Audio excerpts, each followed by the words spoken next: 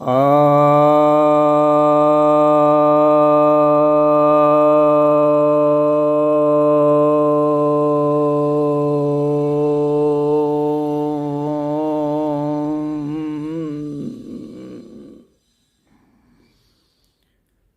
सभी भक्तजनों को सप्रेम नमन।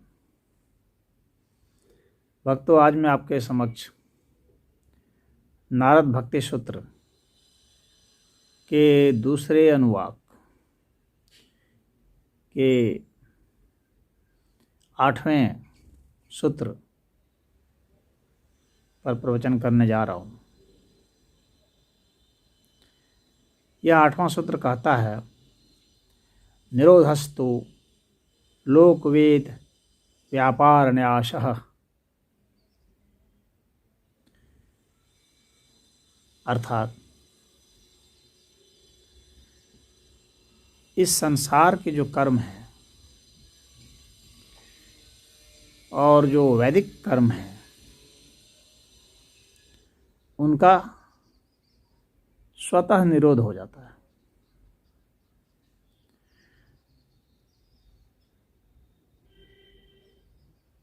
क्यों हो जाता है निरोध?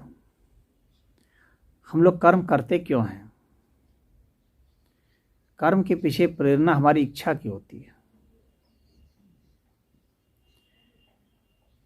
यदि कोई इच्छा है, कोई कामना है, तो ही हम कर्म करते हैं। कुछ हम पाना चाहते हैं तो कर्म करते हैं।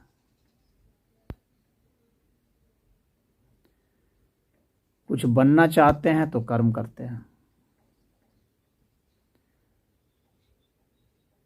तो वह जो इच्छा है वह हमें प्रेरित करती है संसार में कुछ न कुछ हासिल करने के लिए।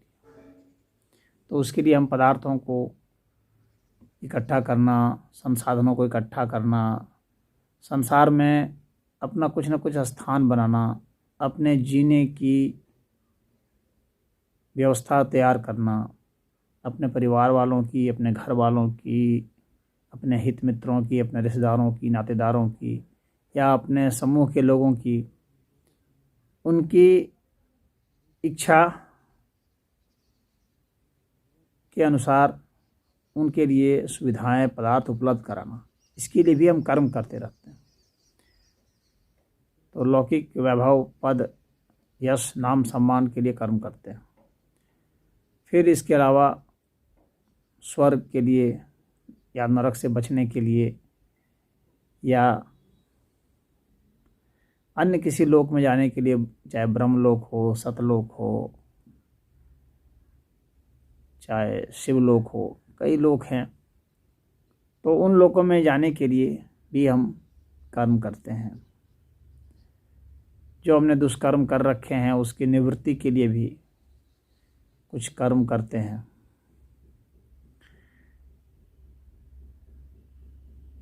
और इसके बाद फिर कुछ वैदिक कर्म हैं जिसमें कि हम साधना करते हैं कुछ सिद्धि पाने के लिए, तो मन की शांति के लिए, तो ज्ञान के लिए, तो तमाम तरह के जो तप होते हैं वो इसलिए होते हैं कि कुछ न कुछ हम उपलब्ध हो जाए। हम काम को वश में कर लें, क्रोध को वश में कर लें, लोभ को, मोह को, द्रोह को,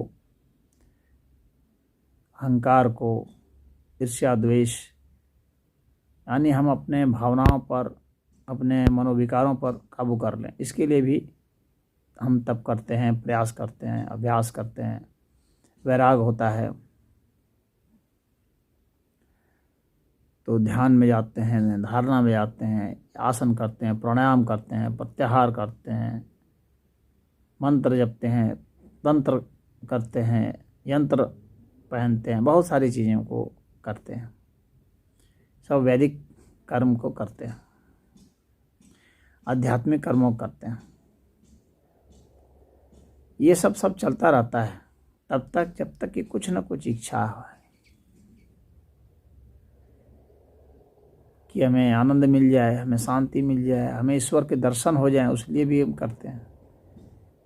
लेकिन जब हमें कुछ भी नहीं चाहिए तो फिर कर्म की प्रेरणा कहाँ रहेगी?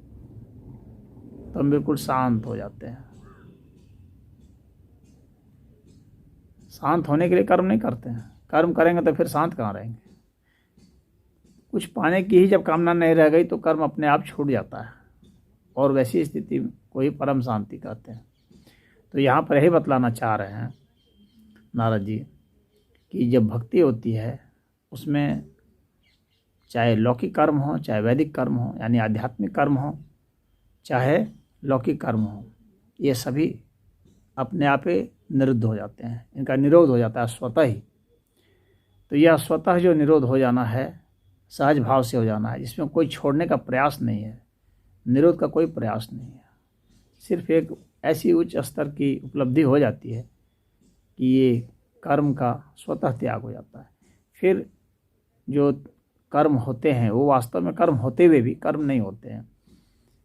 उपदेश देने का या इस तरह से भक्तों को नाम स्मरण जप कराने का, या भगवान की कथा सुनाने का, प्रवचन करने का, या कीर्तन करने का, भजन गाने का, ये सभी एक तरह से तो कर्म हैं देखे जाएं तो। लेकिन ये कर्म इसलिए नहीं है क्योंकि इसकी जो प्रेरणा है ये मन से नहीं आती है, इसकी प्रेरणा स्वतः ईश्वर से ही आती है। उनके लिए जो शुद्ध भक्त हैं, अनन्य भक्त हैं, तो इसलिए ये कर्म उनका नहीं होता है। तो यह कर्म होते हुए भी उनका कर्म नहीं होता है, तो इनका स्वतः निरोध हो जाता है। तो हर तरह के कर्मों का स्वतः निरोध हो जाता है। फिर वह एक तरह से इंस्ट्रूमेंट जैसा हो जाता है, ईश्वर के कर्म होते रहते हैं।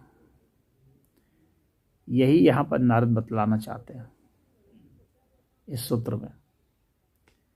तो भक्तों के मूलतः कोई कर्म नहीं होते, यहाँ तक कि नाम स्मरण जब भी नहीं करते हैं, चुपचाप रहते हैं। नाम स्मरण जब भी जो होते हैं उनके जरिए वो ईश्वर ही होते हैं, यानी ईश्वर ही अपने नाम का जप कराते हैं, ईश्वर ही अपना भजन कराते हैं, ईश्वर ही कीर्तन कराते हैं, भक्त नहीं करते।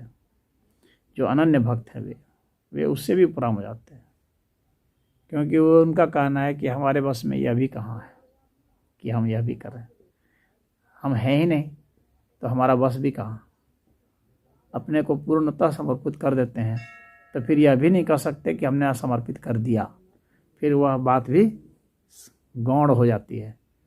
तो नारद जी इसी संदेश को देना चाह रहे हैं कि अनन्य भक्ति में समर्पण भाव भी समाप्त हो जाता है। वह वास्तविक समर्पण होता है जब वह यह कहने की भी स्थिति में नहीं होता है, और इसके कारण सारे प्रकार के कर्म निरुद्ध हो जाते हैं, क्रियाएं निरुद्ध हो जाते हैं। ये कर्म और क्रिया सब ये भौतिक स्तर पर ही संभव है।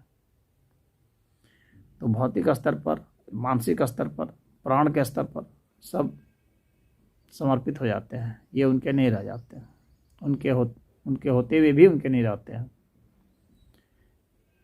सब ईश्वरीय होते हैं। एक वासुदेव के सिवा कुछ भी नहीं, एक भगवता के सिवा कुछ नहीं।